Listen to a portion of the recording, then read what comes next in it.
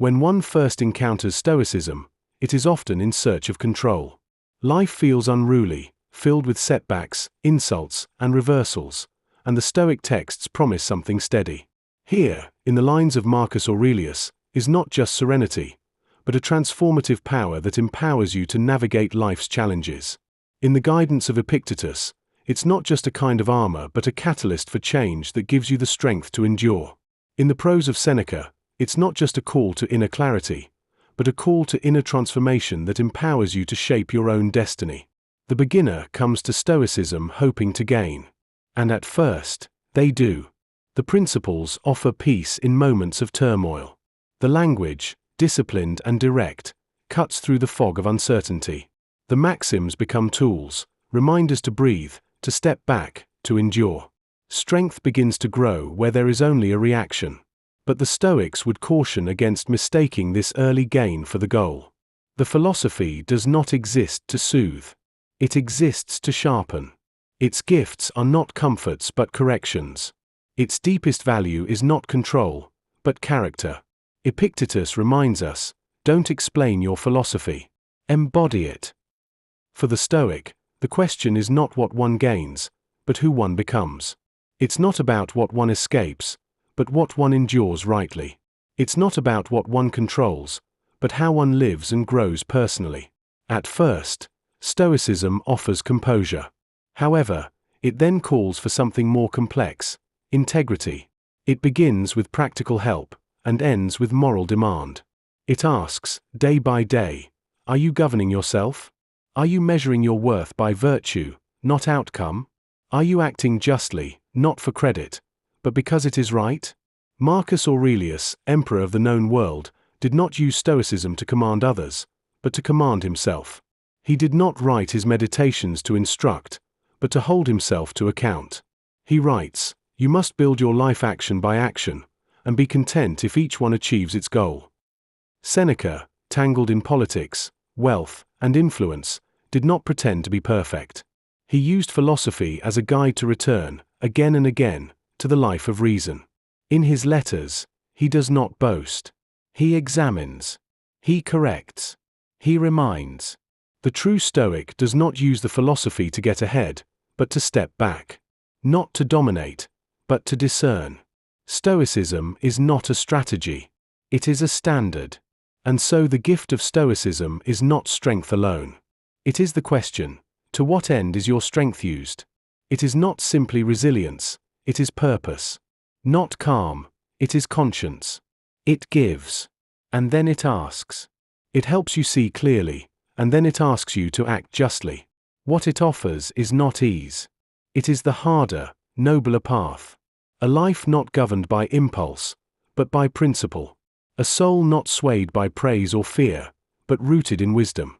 It's about enduring, in the face of adversity, and also in the pursuit of virtue, which in Stoicism refers to the moral excellence and wisdom that leads to a good life. Stoicism offers a better life, not merely a better day. It provides a renewed self rather than just a new technique. Each day, it invites us to live as those who aspire to a higher standard. Modern life teaches us to seek utility. What works, what helps, what gets results. And so many find Stoicism because it delivers. For instance, when you feel angry, Marcus reminds you, it is within your power to remain unshaken. This could mean taking a moment to breathe and reflect before reacting, thereby maintaining your composure and not letting your emotions control you. You're overwhelmed. Epictetus instructs, focus only on what you control. You stumble. Seneca says, this too is part of the path. In this way, Stoicism begins like a toolkit. It offers clarity, composure, perspective. But over time, something shifts. What once served you as a source of relief becomes something more demanding. The philosophy stops accommodating you. It starts shaping you. It's like moving from using a tool to build a house to actually becoming a skilled carpenter who can build any structure. You begin to see that Stoicism is not about what it gives, but what it expects. It does not congratulate your calm unless it is earned. It does not excuse your missteps just because they're understandable. It does not lower its standards to match your moods. Because Stoicism isn't about feeling better in the moment. It's about being better in the long run. It's not just about managing your emotions or stress, but about cultivating a virtuous character and living a life of moral integrity. And that difference matters. This is where the ancient practice meets modern life, not as a supplement, but as a standard. It's a quiet, continuous invitation to grow in character, a journey that never ends and always has room for improvement. This journey of personal growth is not just about becoming better, but about inspiring others with your progress and motivating them to embark on their own journey of self-improvement.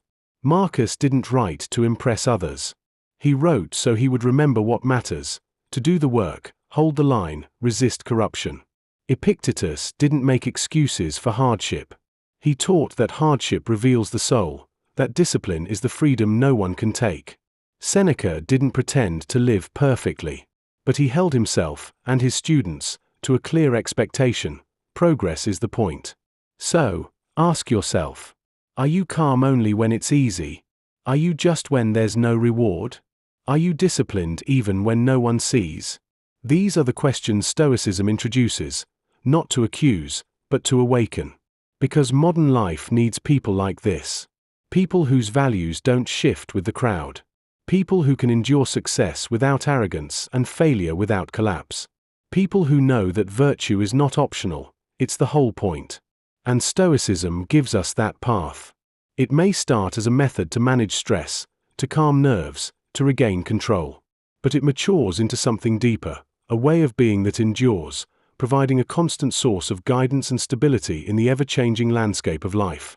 But it matures into something deeper, a way of being, a mirror to check your conduct, a rule to measure your day. And the more you practice, the more it becomes clear. You don't just follow Stoicism. You live up to it. That's what it means to hold a standard, not as pressure, but as purpose. Not as performance, but as principle. And that's how philosophy becomes real. And now, let us draw these principles for the Stoic, not as declarations, but as reminders. These are not rules imposed, but standards revealed. Let them be guides, touchstones, and questions for the one who seeks to live with clarity and courage. Principle 1. Begin with use, but grow into demand. Many find Stoicism because it helps. It steadies. It soothes. But the philosophy is not designed to serve comfort. Its true purpose is to build character. What begins as a toolkit becomes a mirror. It asks, are you rising to what you profess? Stoicism may meet you gently, but it will not let you stay unchanged. It will ask more of you. And if you let it, you will become more. Principle 2. Philosophy is a standard, not a strategy. Stoicism is not a technique for winning arguments or a trick for staying calm. It is a way of being. It is not something to deploy when useful. It is something to return to when lost. You do not use it to get ahead. You live by it to stay aligned. This is not about getting results. It is about becoming the kind of person who deserves them, or endures their absence with dignity. Principle 3. Measure yourself, not the moment. The Stoic does not ask, how did that feel? They ask, how did I respond? The mood of the day, the praise of others, the ease or chaos of events, these are passing weather. What matters is whether you stayed upright. Whether you acted from principle, not from pressure. Let your day be measured by your virtue, not your comfort. Principle 4. Stoicism is not a mood regulator. It may calm you, but that is not its goal. Stoicism is not therapy. It is training. If you are calm, let it be because you have practiced restraint. If you are at peace, let it be because you have earned it. Do not confuse composure with avoidance. The Stoic standard is not passivity. It is principled presence. Principle 5. Comfort is not the point. You are not here to feel better. You are here to be better. Marcus Aurelius did not write to ease his burdens, he wrote to carry them rightly. Epictetus did not teach to escape hardship, but to meet it nobly. Seneca did not advocate ease, he pointed toward excellence. Use philosophy not to retreat from life, but to rise to it. Principle 6. Return to the work. The Stoic is not expected to be flawless. They are expected to return. Fall short? Begin again. Act out of impulse? Reflect. Forget what matters. Re-anchor. The point is not perfection. It is the refusal to drift too far before you come back.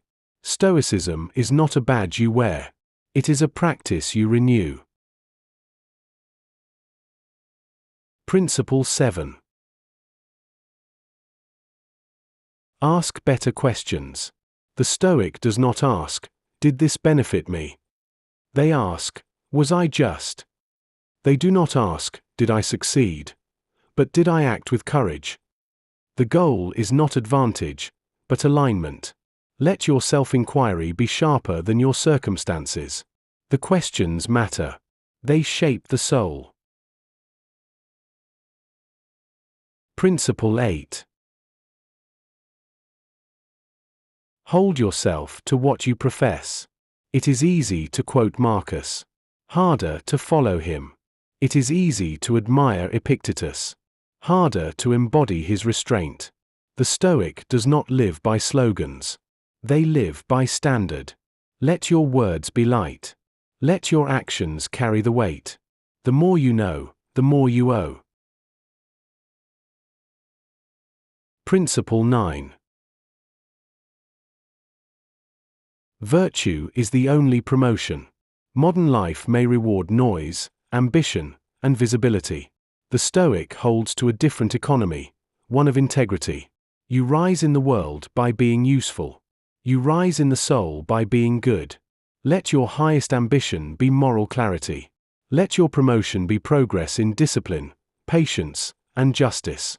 The rest is fleeting. Principle 10. Progress, not posture. You do not need to be impressive. You need to be sincere. Stoicism asks for progress, not performance. It doesn't matter who knows what you are trying to become. It matters whether you are trying, whether you are inching closer to alignment, whether you are still walking the path. Let others perform. You practice. Principle 11. The standard does not bend. You will be tired, distracted, frustrated. You will feel tempted to lower the bar. The Stoic does not. The standard remains. Not because it is inflexible, but because it is essential. You may fall short of it. That is expected. But it will not fall to meet you. It waits, quietly, for your return. These are the echoes of the Stoic way, clear, demanding, grounded. Not rules to bind, but measures to rise by. Let them live in your day, not just your mind. Let them return you to the path when you wander. And let them remind you that the goal was never to feel safe. It was always to live well.